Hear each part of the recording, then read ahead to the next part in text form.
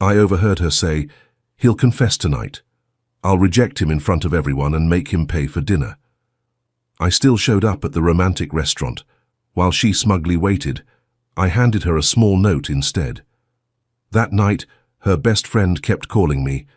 "She's crying a lot." I walked into the men's restroom at Bluebird Restaurant, straightening my tie and trying to look decent before Jessica's birthday dinner. It was supposed to be a big night. Her friends, a fancy table, the whole thing. I was just planning to fix my hair, breathe a little, and get ready to act like the supportive boyfriend. I walked in and caught two guys mid-conversation near the sinks. I wasn't even trying to listen, but one sentence pulled me in.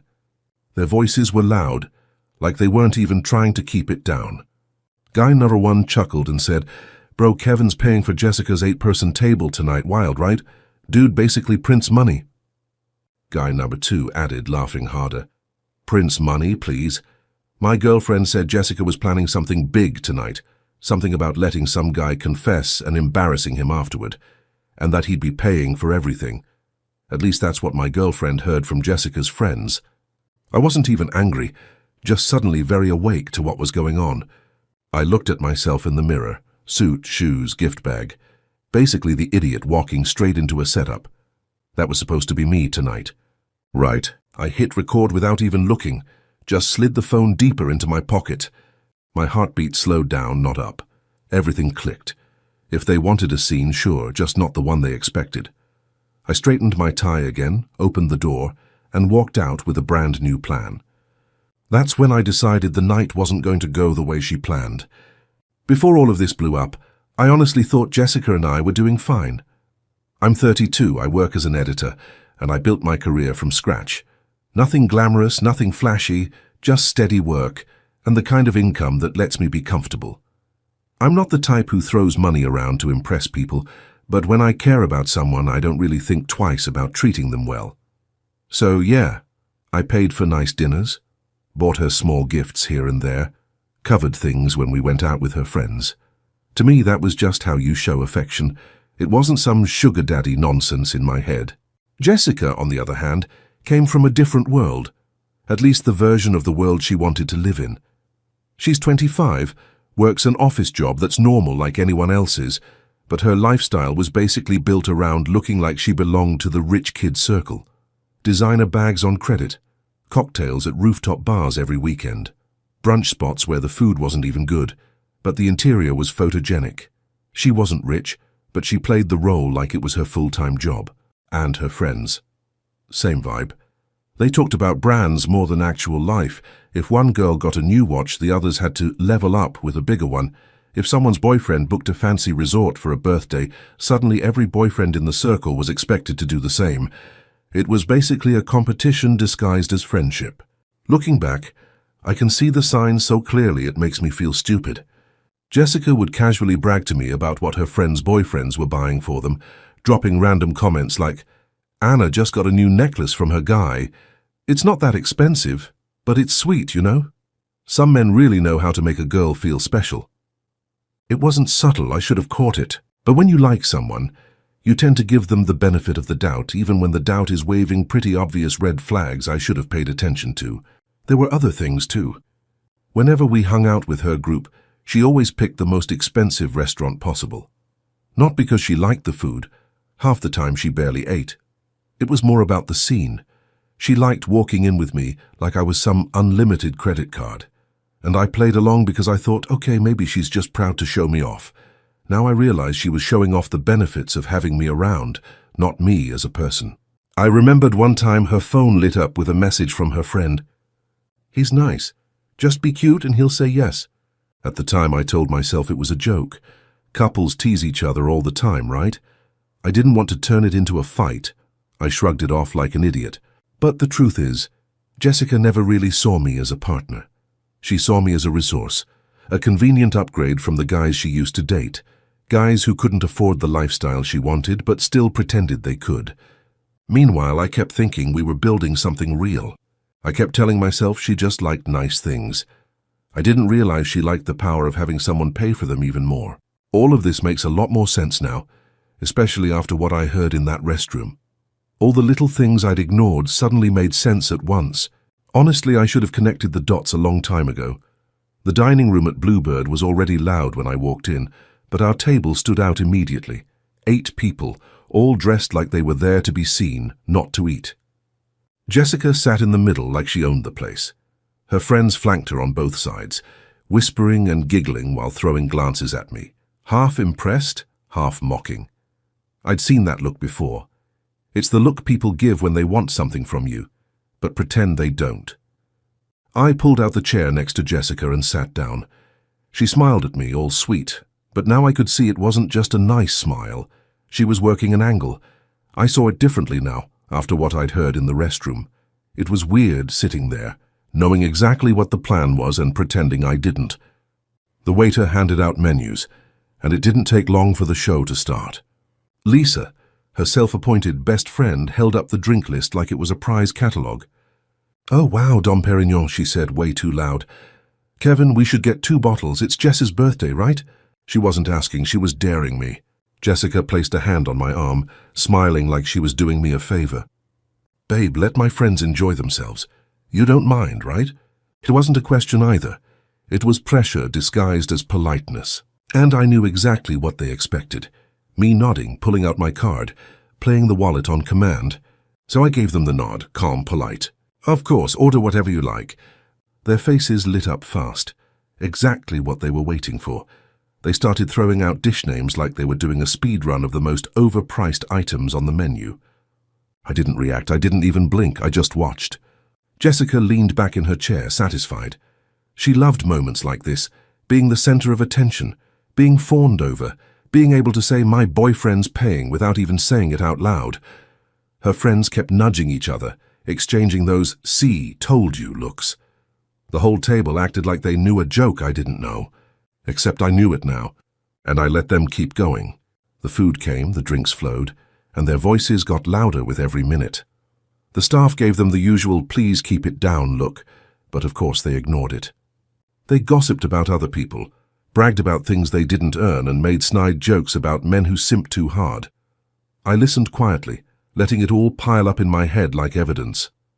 By the time the plates were cleared, and everyone was leaning back in their chairs, full and smug, Jessica slowly stood up.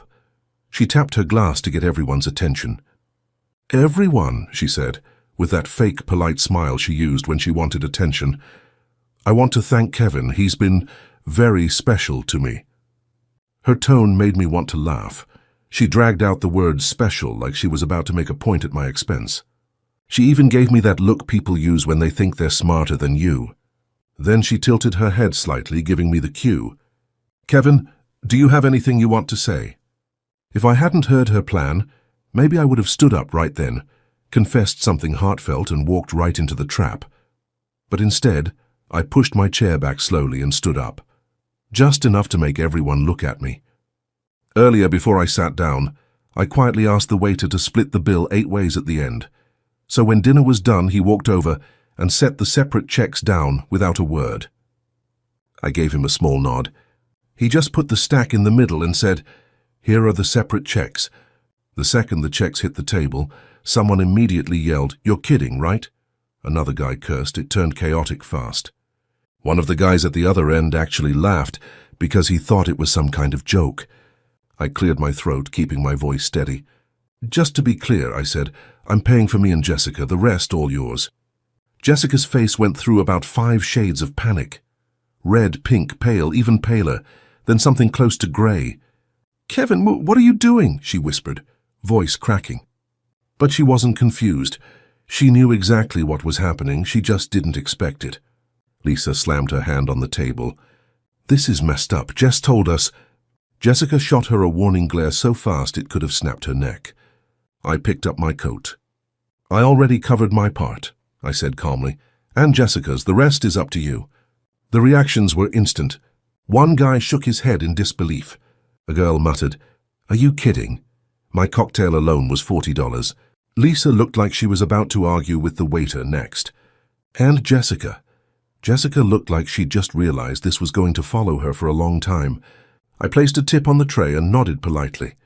Before I left, I took a small folded note from my pocket and set it next to Jessica's plate. On the front I'd written, "For you." Inside there was just one line. "Tonight is the last time you use me as a joke. Happy birthday, Jess, and everyone. Enjoy your evening." Then I got up and left, no need to look back. Just walking out like I'd finally snapped out of it. And the best part, behind me I could hear them arguing already, loudly, blaming Jessica, asking her what she promised them, asking why she said I'd cover everything, asking if she was seriously expecting them to pay for the ridiculous orders they made. It was the sound of her entire plan falling apart, and I didn't even have to raise my voice. Walking out of the restaurant just felt right. Outside was quiet, and for the first time that night I could actually breathe. I got into my car, closed the door, and just sat there for a minute. No anger, no guilt, just this huge sense of relief, like someone had finally cut off a weight I'd been carrying without realizing it. Before driving off, I blocked Jessica everywhere. Calls, texts, social media, gone. Not out of spite. Just done. The show ended at the table. Everything after that was just cleanup. Meanwhile, inside, everything was turning on her. I didn't have to be there to know exactly what was happening. Her friends were the type who switched sides faster than flipping a light switch. The second the bills hit the table, they weren't Jessica's loyal crew anymore. They were customers looking for whoever conned them into overspending. And that whoever was her.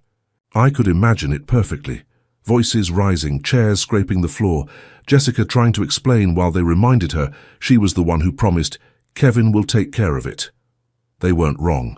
She did say that, just not to me. The gossip probably started before they even left the restaurant. Her whole group ran on bragging and flexing. Once the image broke, so did the act. The whole princess who always gets treated like royalty persona, gone. Replaced with the girl who lied to her friends to get free luxury. They weren't going to waste this opportunity. By the time I was home, showered, and lying on my couch like a normal human being, my phone started ringing from a random number. I didn't pick up the first 2 times, but on the third call, curiosity won. I answered. Lisa's voice exploded through the phone immediately. "Kevin, seriously? Jess is crying. This whole thing blew up. You could have handled it differently. Jess is crying her eyes out right now. How could you humiliate her like that? She was just joking with us." I leaned back, staring at the ceiling like I was listening to a customer service complaint. "A joke?" I said calmly. "Great. So if you feel bad for her, you can pay her bill. Simple." She went silent. Completely silent. I continued. "Oh, you don't want to? Weird. Because you all seemed very eager to order Dom Perignon when you thought someone else was paying." She still didn't speak. So I kept going. Same tone, no heat. And by the way, Jessica's not crying because she feels guilty. She's crying because her plan to embarrass me blew up in her face. There's a difference. You can tell her I said that. Lisa finally found her voice, but it wasn't yelling anymore. More like someone who ran out of arguments fast. "You didn't have to be that cruel." "I wasn't cruel," I replied. "I was fair. If you order something, you pay for it. Grown-up rules." She muttered something like unbelievable and hung up. I put my phone down and didn't think about it again. While Jessica was scrambling to fix her reputation and defend herself from the same friends she used to brag to, I was sitting in my apartment, eating leftover pasta, watching a documentary. For the first time in a while, things actually felt normal again. And honestly, that calm was worth more than every fancy dinner I'd ever paid for. Over the next few days, I saw the missed attempts from new numbers and backup accounts. Jessica tried everything: anger, excuses, guilt, fake vulnerability. Most of her messages revolved around the same theme.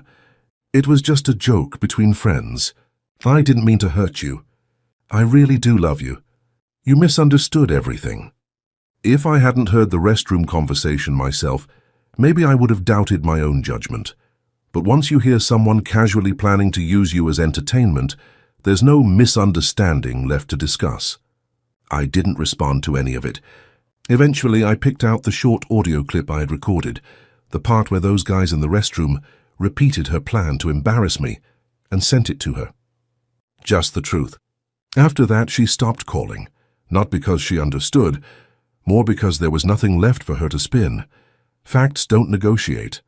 After I sent that recording and she went quiet, it felt better than any closure talk ever would. Not because I was weak.